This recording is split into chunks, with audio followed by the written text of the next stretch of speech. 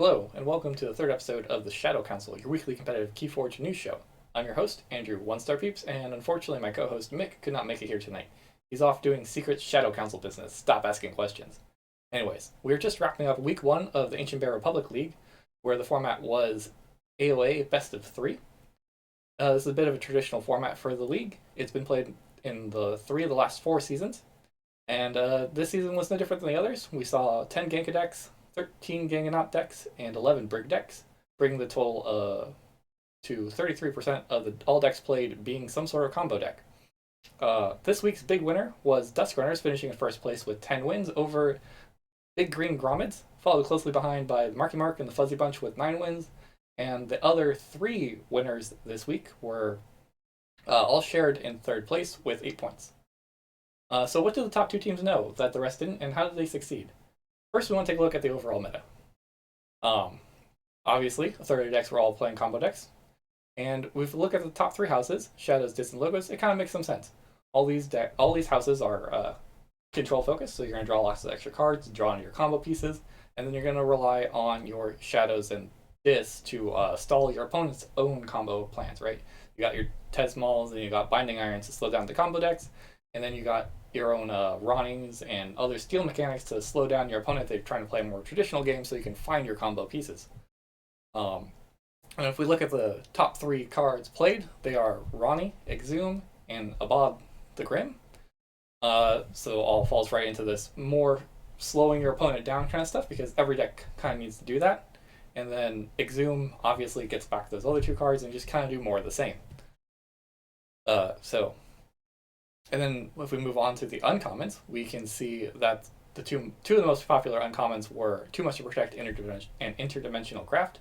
These playing a very similar role in countering like the Ganganot combos that are just going to generate a bunch of Amber on one turn. You got to be prepared for that. If your opponent tries to do anything sneaky like a big full moon turn, or you can counter Brig essentially with Too Much to Protect. So that's definitely makes a lot of sense. We're seeing these cards here in the league, or this season, this week. I'll get the time frame correct one time. Yeah. So specifically, what did Marky Mark do and his Fuzzy Bunch, along with Duskrunners? What was special? What made their decks good? Well, first off, they all had higher than average, the rest of the meta average, raw amber and efficiency. So if they're playing a fair game, they're just moving faster, and they can just move through their deck faster. They're fine to assemble their combos a little bit more easily than everybody else. That sounds right for what we've seen. They are actually lacking in creature control and artifact control. So there were like 3 Heart of the Forest decks, and I think only 2 of them actually had a key cheat to go with it. And on top of it, so artifact control wasn't that important, and they correctly identified that. And then on top of that, in the top 20 cards, only I want to say 3 of them, maybe 4 of them, were creatures that create some long-term value. Right, you're gonna look for creatures like Tesmal or Gamgee or Archimedes. All these creatures that if they sit on the board, they can generate value turn over turn. And so your creature control can be actually fairly limited here, because it's not hard to remove these cards. You can use, I'm not sure, Poison Wave. You're gonna look for your Beam Bucklers, Pound. Just anything that does a little bit of damage, you can just pop them pretty easily, or even just like Fight for some value. So not a big deal dealing with these creatures, so creature control actually wasn't that important, it turns out. If we want to understand how important board wipes were in the top 2 teams, I think it's first important to take a look at the house counts for each of their decks. The Duskrunners had 6 Dis houses, or 6 decks with Dis in them, and of those 6 decks, only 2 of them had an Unlocked Gateway, bringing their percentage of decks with Unlocked Gateway to 33%, and while the rest of the field had an average of 48% of their Dis decks having Unlocked Gateway. And then we can see a similar thing in the Marky Marks, or the Fuzzy Bunch, where they had a much higher Sanctum percentage. So we're going to take a look at Spirit's Way there. And there they had 1 deck of their 5 Sanctum decks having Spirit's Way, bringing it to 20% of their decks. And then the average of the field is 25%. So creature control, board wipes, while they're very important in the general Archon meta, because it's primarily Worlds Collide and Mass Mutation that's pushing more importance on the board. So these 2 teams correctly identified that, probably, was my interpretation of the data. and so they were freeing up slots for more proactive plays instead of being reactive. They got right. They have their efficiency, they have their raw amber, they're building their combos, and they're executing them. But so that's what you should be trying to do if you go into an AOA match in the future based on this week's results. But there's one other story I really want to talk about, and that's the Quixel Heads, one of the teams that tied for third place, in their upset win over Riders of the Damned. So their story goes in the by the middle of their series, by game 5, they were down 1-4 against the Riders of the Damned, and then they managed to sweep the next 4 games, just barely missing out on a perfect sweep, losing, dropping the very last 5th game or the 10th game of their series. Um, it was a great thing to watch. I hope everyone who participated had a great time. And we managed to actually reach out to the captain of the Quixelheads Rise for comment, where he says, "We played a tight match with the Riders of the Damned. They brought the heat this week. We were fortunate to have many players that played their decks at a high level of competition before, so they knew their decks inside and out. Having that intimate knowledge of deck strength and weakness can mean all the difference in a tight match like this. The Quixel Heads are looking forward to Sealed next week and hope to keep our very small streak alive." Uh, Thank you so much for that comment, Rise. I wish you guys the best of luck in Sealed Week or Week 2 of ABR League. With that said, I would like to turn it over to the interview that we did with Julie July. So where we go into depth of what Sealed Week looks like for them, trying to talk about where they fell short this week in ABR for the AOA. They had an unfortunate matchup against Z in the Z's team, Z Force agents. Yeah, so please enjoy that interview. So our guest for this evening won the first KFPL sealed qualifier. She was one of the top 16 of the TCO monthly adaptive tournament. She's a member of the Bay Witches and captain of my team, Flump. There it is. This is Julie July. So welcome to the Shadow Council.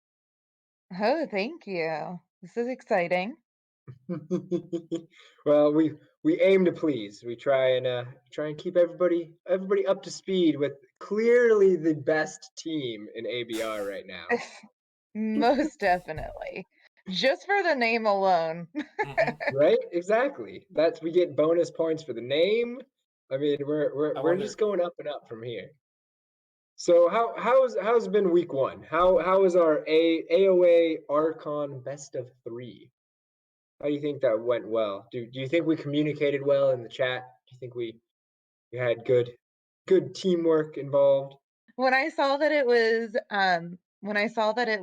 AOA, I knew that it would kind of be an uphill battle knowing what kind of decks Z's team has.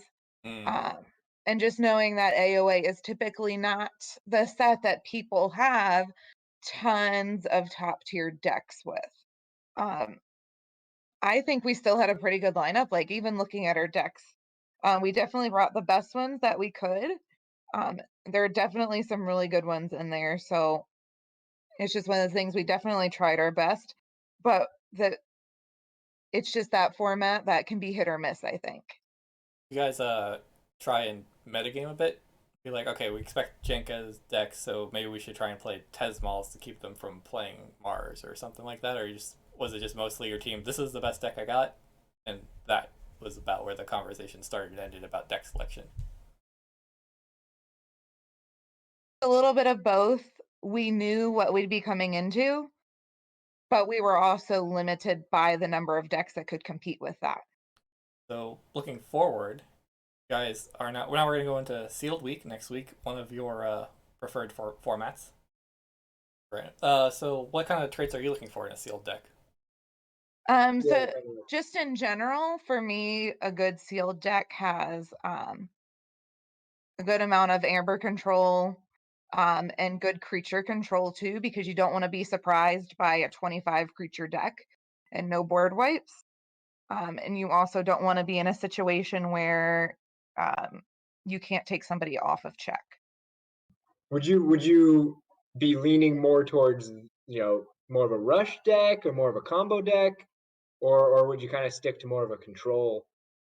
knowing that your opponent is not bringing their best of best deck to the table.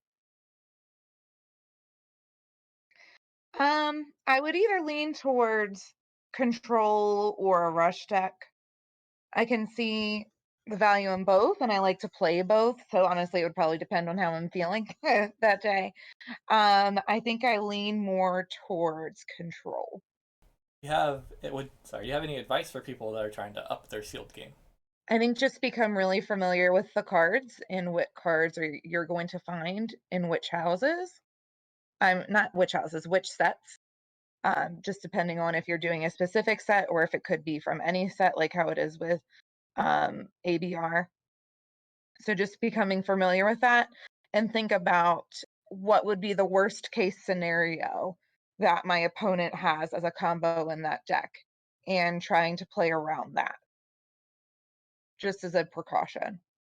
Uh, And it also requires you to be really aware of what your opponent could be trying to do, because okay. it's not as obvious when you don't know the deck list.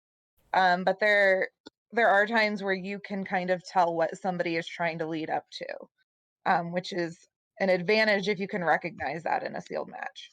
And also, just think about what you would enjoy playing the most. Like if you have an option, like a sealed bucket, um, what you would enjoy playing the most, what kind of deck you would be the most familiar with. Because we know that in an Archon match, if you're bringing a deck that you already have, you want to get in as many reps as you can. So if you see a sealed deck that you know you would be able to play well, then that is definitely the one that you're going to want to take with you. And that's why for our team, I know some of the ABR teams do like a shuffling of the seeds and give their teammates a draft to pick the sealed decks. And I don't particularly care for that because we all have different strengths. And if somebody claims a deck and this person says that would be the deck I'd be most comfortable playing with, can I use it instead? And that's come up here and there. There were some people claim decks, and but they very clearly said if somebody else thinks they would be better at this, please take it. I can play something else instead. So that's why I kind of like to leave the table open for people just to take a deck that they feel the most comfortable with. So what are you like most excited for this league, this season? Is there any specific week you're excited for, format? Um, do you have any plans to try and steer the team in the right direction? I'm really excited for Team SASCAP week. I personally, at least, have a few decks that are low SAS that are complete zingers that I know I'm playing at least one of them and hoping I convince somebody else to play some of the other ones. I think that one is just kind of fun because everybody gets to have a chance to play a deck that they think will do really well. And we can kind of move things around a little bit to be able to make it so that we can showcase some of our better lower SAS decks and be able to showcase some mid-tier to higher SAS decks too. So I'm looking forward to that to see what people want to bring to the table to play. We So Because I'll have to look forward to that. I like that yeah, idea. I love the low to mid-tier range of decks. That's my favorite as compared to the higher tier of decks. Where do you kind of draw the line between? I like the low to mid 60s. Oh wow, And then my next favorite would be that low 70s. What do you get out of I guess, a lower tier deck? Are you finding like more interesting combos or like wacky things to play? Yes, Um, exactly okay. it. Because there's some things that I'm just thinking, for example, one of my favorite decks is Weirdo Galileo Photoplasm. You can look it up on decks of Keyforge. It's completely wonky. Um, My other favorite low SAS deck is Hololow's They That Seeks the Treehouse. And I play those decks probably more than any other decks. I know the Weirdo Galileo, I have about 75 or 80 TCO games with it. I think Holly, it's called Hollows, but I call it my Holly deck. She's right up there with it. Um, they're completely bonkers. They would never stand up against those high tier decks, but they do things that are just so much fun. And that's what I find about those lower tier or mid tier decks is that they do things that are really fun that can work with other decks in that SAS range, but not necessarily in that higher SAS range. We're about ready to wrap up. Anything you would like to plug, talk about, something like that? Um, just a shout out to the Bay Witches because that's the team that I'm on. Um, and I'm only as good as I am because they're even better. Oh, that's sweet. Um, yeah. So definitely practicing with them has really helped up my game a ton. Um, and also, if you're on the East Coast, come and join the Baltimore Discord group. We also have a group on Facebook, Keyforge Baltimore, and come hang out with us for our events. It's pretty fun. I also host a monthly sealed chain bidding tournament. We actually have that tomorrow morning, afternoon. Um, and we have a Baltimore League there to become the Baron or Baroness of Baltimore. That's super cool. So I guess that's how you got a lot of your adaptive experience for the TCO tournament. That was actually, I think, the first time I played adaptive. Oh yeah?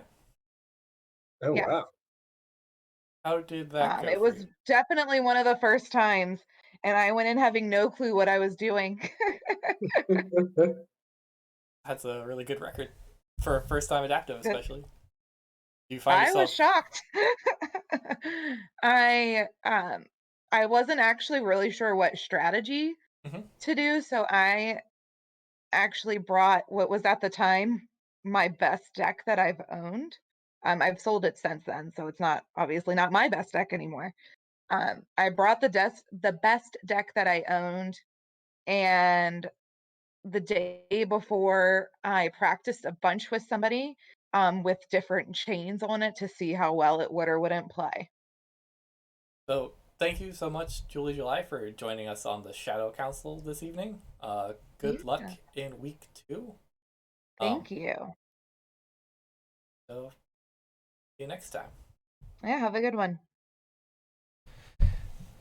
It's great having Julie July on, and hopefully the Flumes can make a big comeback this week against the Dusk Runners, but it's going to be an uphill battle against the first place team. Another matchup we think you should keep your eye on is the Hobos Revenge versus Marky Mark and the Fuzzy Bunch. The Hobos are definitely out for revenge, and this promises to be a close one. That about wraps up the ABR news, so we're going to turn our attention outward. Here at the Shadow Council, we definitely have our eye on the KFPL and Season 2, along with its $750 prize pool. Round 1 pairings have been announced, and with that comes feature matches. And they are J Power versus Just a Guy Playing, and the ABR Captain matchup, Flaming Hobo versus Shaka. Both these matches are taking place Wednesday evening. In addition to that, on Saturday, the returning champion Kiwi is going up against La Poix. And finally, the last feature match is Kidman DXT versus Kinhurst. Unfortunately, that has not been scheduled yet, so be sure to follow the KFPL on Twitter and all that to find out when that's happening. We have Knowledge is Power's Super Tournament, which is invite only. The top 4 players with their top 4 decks from the Crucible Tracker leaderboard play each other in a best of 3 single elimination tournament. That's all being covered on Justice Blinded's channel over on YouTube. I'll post a link somewhere for you guys to check that out. I've definitely been having a lot of fun watching it. And semifinals are over, so I'm waiting patiently to figure out who's the champion and who's going to win $75 from that tournament. And that should just about cover all the competitive Keyforge news going on right now. So we're going to take a look at some of the tournaments you can join this weekend. If you're interested in getting your hands dirty in the competitive Keyforge world, we think there are 2 tournaments you should check out. First up is the Archon's Corner Gauntlet. The prize support for this one is the Duskrunner statue, a Shadows playmat, and a Dark Tidings deck. But as participation grows, so will the prize support, so be sure to sign up for this one. The format for this one is a 4-deck survival, and each deck must be from a different set. That said, it's going to be a long one. We're looking at least 7 games the first week on the 27th, and 7 more games the following week on March the 6th. Following that, should more games be needed to determine the final survivor, the games must be played at a rate of 1 game per week. So be sure to keep your eyes on this one. We're definitely going to be following close here at the Shadow Council. In addition to that, we definitely recommend this charity event being run by the Final Swindle called The Big One. This one is taking place on March 13th.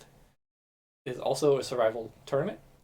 It's recommended that you make a $10 donation, and half of that will be sent as a donation to Doctors Without Borders, and the remaining 50% will be split between first place and second place, with first taking home 30%. In addition to that, it will be streamed by Mordovas, and all donations during the event being streamed by Mordovas will be sent directly to Doctors Without Borders. So if you're feeling charitable and you don't want to actually participate, you can definitely give, and we recommend it. That about wraps up all the tournaments that we think you should be looking into. Good luck forging, and remember, the Council is watching.